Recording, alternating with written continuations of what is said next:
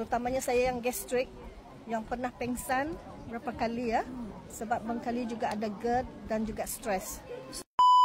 Saya sudah mengidap gastrik lebih daripada 20 tahun. Jadi saya sudah cuba macam-macam hospital, antibiotik apa. Tapi bila saya dikenalkan dengan BE, mula-mula Livco. Okay? Alhamdulillah ada kurang. Tapi bila next bio di launching, and ada kemanfaatan untuk usus, terutamanya saya yang gastrik, yang pernah pengsan berapa kali ya.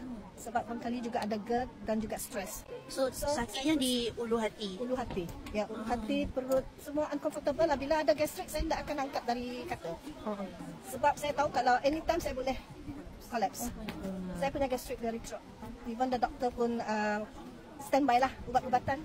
Jadi bila saya sudah berhenti kerja, saya pergi private clinic. Almost spend every month lah untuk ubat gastrik.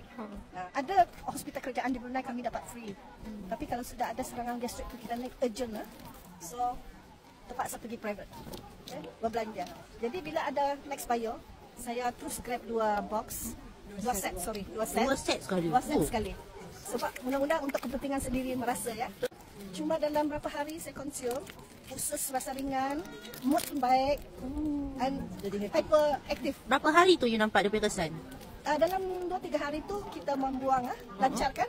Jadi kita boleh merasa ringan. Kemudian kita merasa aktif, lebih energetik. Sebab umur saya sekarang 62 tahun. Saya nampak pun macam